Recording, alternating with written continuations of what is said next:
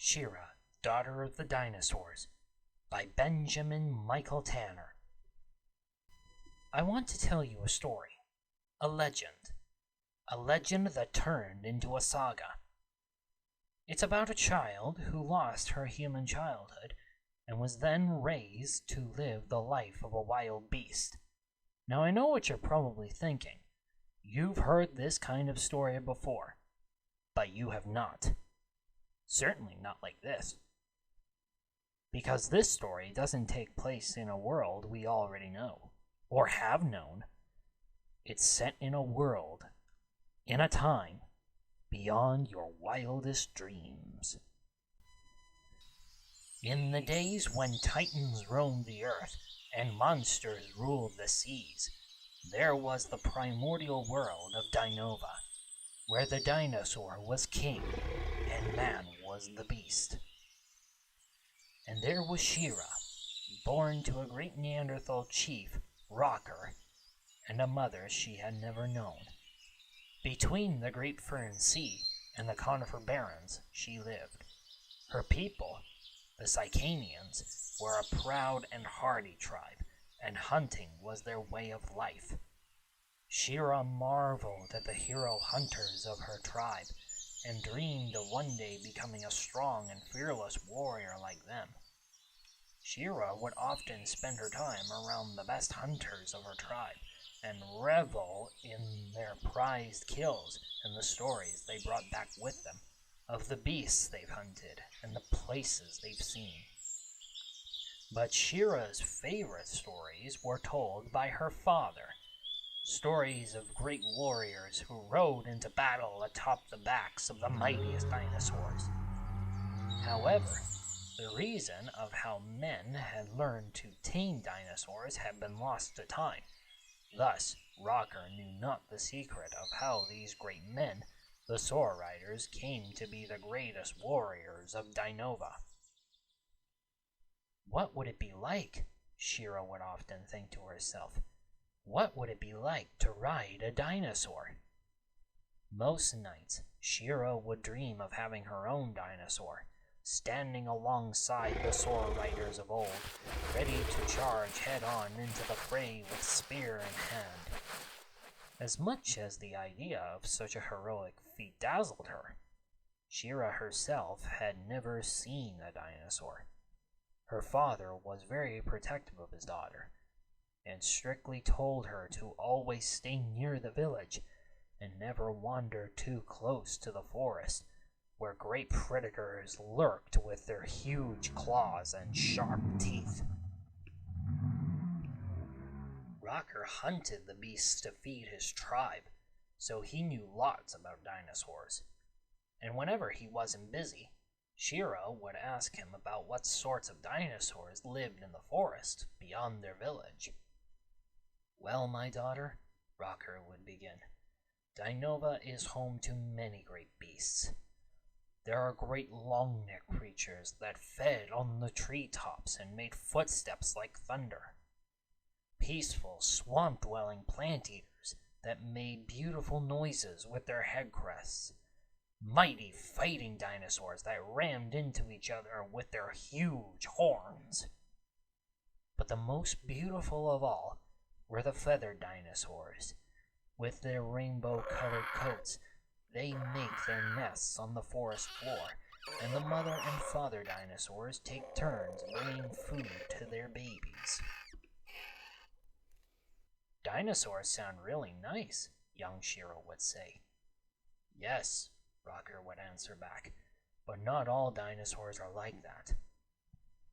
There are also great carnivores that hunt in the forests, and they devour the other dinosaurs with their huge teeth and claws, and they also prey on men too. Yes, the predators. Shira had remembered the stories that the other hunters had told her, of great killer dinosaurs that have attacked and killed hunters in the forest. And she had seen the scars that some hunters had after they claimed to have actually fought them. She even met a hunter who had lost an arm after an encounter. Shira had promised her father that she would never go near the forest and stay close to home. "Ah, Shira," her father would say, "that is a promise you won't have to hold on to forever, for one day you shall learn to hunt with the rest of us, and when the time comes, you will face these beasts yourself. So when you're old enough, not only will I teach you how to hunt, but how to survive." Shira was excited. This was around the time she was 8 years old, and it was by tradition that when a child turned 10 years old, she or he was first taught how to throw a spear, and then the lessons in survival would begin. When Shira's 10th birthday had finally arrived, Rocker gave Shira her first flint spear. Shira could never have been more proud.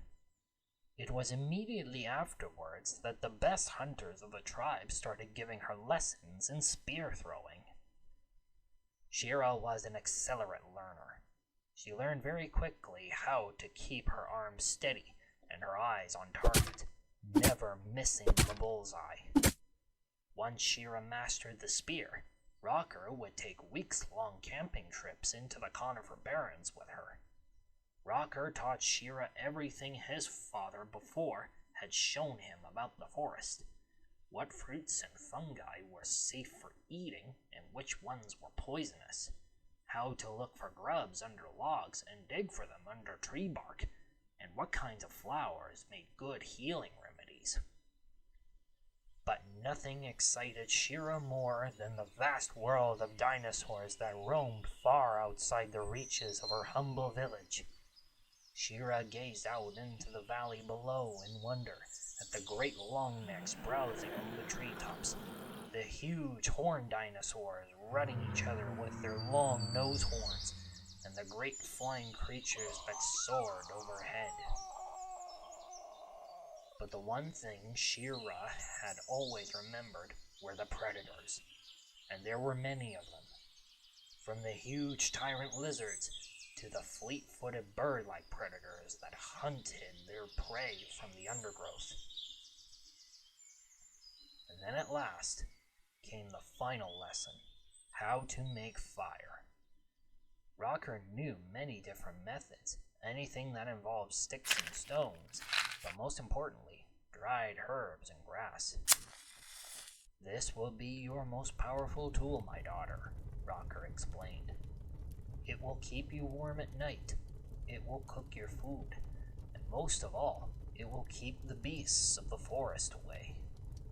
Fire is the worst fear of all creatures, as it burns all. But because it helps you, you must always be careful with it. If you touch it, it will burn you. If you leave your meat over the flame for too long, it will be tough to chew and taste bitter. But worst of all, if you let it escape the circle of flames, it will burn all, the forest and the beasts.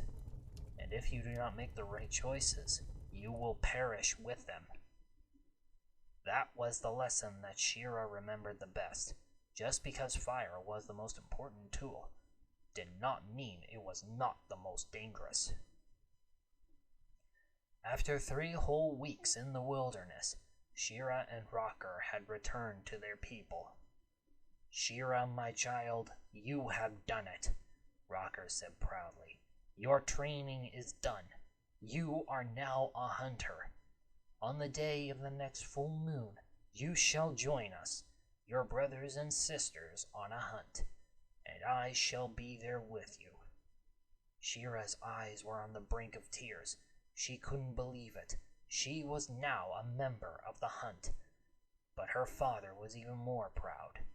Now Shira would hunt alongside her heroes, and she would have her own scars and her own stories.